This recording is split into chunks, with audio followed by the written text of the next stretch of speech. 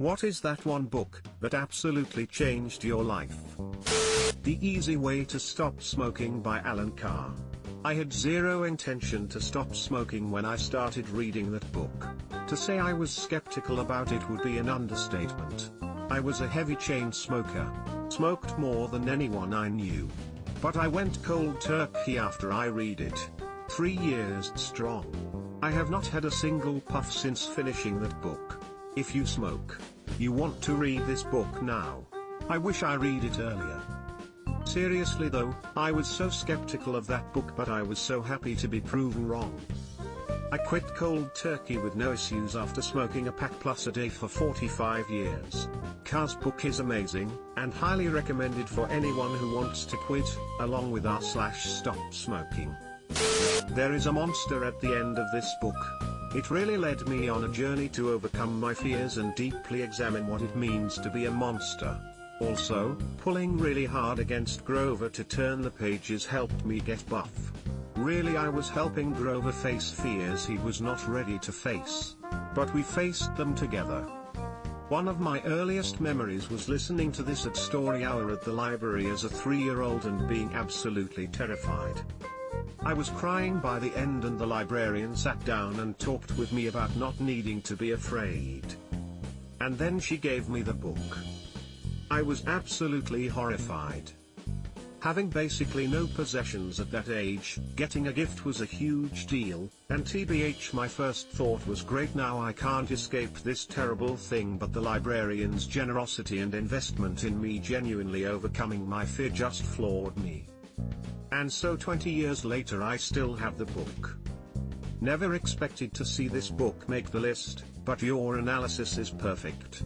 I always thought it was a silly fake out story, but it's absolutely about facing fears we're not ready to face.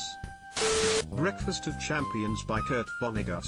The things other people have put into my head, at any rate, do not fit together nicely, are often useless and ugly, are out of proportion with one another, are out of proportion with life as it really is outside my head. The thing about Vonnegut is he can have say such profound things, then in the same book have an aside where he lists the penis lengths of every male character and draws his own asshole. I love Vonnegut so much. Lamau.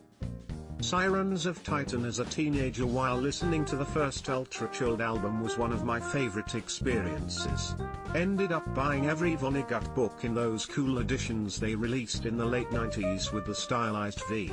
Going to Barnes & Noble to buy my new book with my money from sweeping the movie theater was a great experience. Probably Redwall because it got me into reading as a child, and later writing. I came here to say this or Artemis Fowl. I read the shit out of those books. Also, Netflix is making a Redwall movie and I can't put into words how excited I am. Also Harry Potter like most people. But it was cool when I was 11 and the first book came out. And by the time it was no longer cool I was already 4 books deep and I wasn't about to stop. Haha. Narnia was this for me. Dune. Fear is the mind killer. Also, A Wrinkle in Time. I just finished Dune last week and bought the rest of the series right after. Hitchhiker's Guide to the Galaxy turned me from a non-reader into a casual reader, and now Dune turned me into a bookworm. It's so freaking good. Edit, if you're interested in starting Dune or have already, but are lost with the lore, this video does a great job of explaining everything without spoilers. Dune for me, as well. I picked it up at a school book sale in 8th grade, 13 years/show, and it blew my mind. I've been reading Michael Crichton for a few years, but Dune was sci-fi on a whole different level. It really opened my eyes to what literature could be. A Brief History of Time. The insanity and complexity of the universe was explained in understandable terms. Bonkers. Hawking was a treasure. Not all pop science is as accessible, interesting, and meaningful as this. Hawking is a perfect example of how learning about the nature of reality leads you to a very spiritual place. Sagan was the same. Such an incredibly smart person whose articulation of very complex ideas is a huge inspiration to me. Where the Red Fern Grows. It still has the best imagery of any book I've ever read. A must-read for dog lovers. I came here to say this. I've never had a book make me cry like that. And truly the best if you put your heart to it you can do it message I've ever read. I'm 41 years old and after all this time just thinking about this book can bring me to tears. The End of Mr. Y. My ex-partner threw it at my face during an argument and knocked down and burst my forehead. So I left her and totally changed my ambitions in life. Kinda funny. Sometimes I see that book and scowl, and wonder what people think is going on. Absolutely not an answer to be expected, although perfectly in line with the question lol did you ever read the book though? Hey, I also had the book thrown at me during a breakup. Don't remember which one though.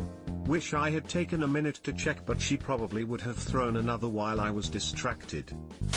The Girl with the Dragon Tattoo. When I was 18. I didn't go to high school for reasons, and this book made me go get my high school degree and go to college because I wanted to become a journalist because of that book.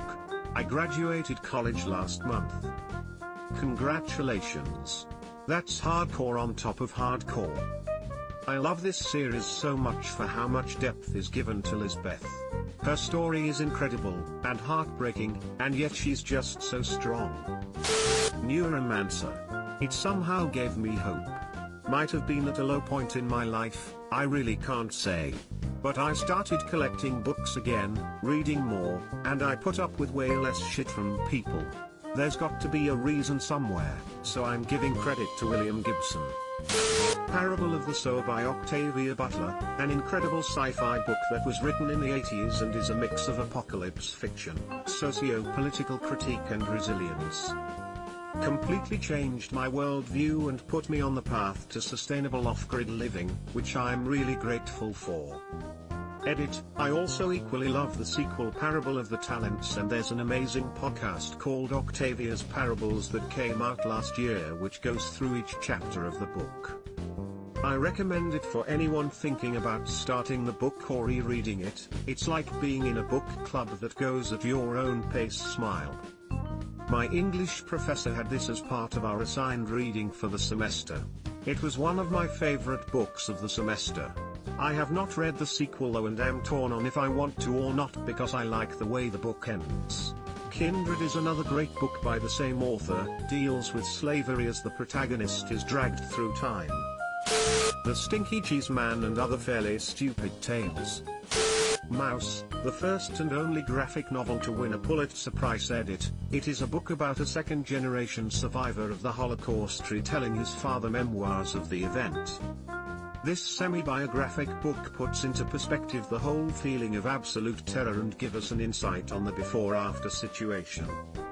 The Jews are portrayed as mouses and the Nazis as cats, elaborating on the whole cat and mouse chase premise, which demonstrates the horrors the Jewish felt. Although it is a graphic novel, its images do really say more than words. It is to this day, the only book which has made me cry and feel hurt. It makes the whole subject feel very personal. I've just picked this up and I can't put it down. What an extraordinary piece of literature. I love every sentence in it. It's beautiful.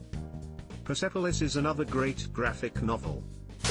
Where the Red Fern Grows fucked me up as a kid. My kid refuses to read Bridge to Terabithia because the cover looks like the cover to Where the Red Fern Grows, and so it's probably sad. He's not wrong. First book to make me feel like I had just gotten kicked in the stomach. When I was 13 years old, I had a long school bus ride home from school, almost an hour long, and would pass the time by reading. One day I was in the library frantic for something because I had no book and picked out an astronomy one that was called From the Big Bang to Planet X by Terence Dickinson, and had a fetching picture of the Andromeda Galaxy on its cover. That book, wow! I was completely enchanted about outer space, and by the time I was done reading it I knew I wanted to be an astronomer. I remember thinking at the time how fantastical it was that people could have that job, but anyone who was an astronomer was 13 once and this was a thing you could do, even if you lived in Pittsburgh. Anyway, that was over 20 years ago, and there were many twists and turns along the way, but I'm now 2 years into working as a professional astronomer at Harvard. I just submitted a paper last week on a black hole that ripped apart a star, which was super fun to work on, and I couldn't help but think a lot about how excited 13-year-old me would be to see how it's going. I don't know if she would have believed it. Smile. That is awesome. Subscribe for more hot Reddit takes in your inbox, guaranteed.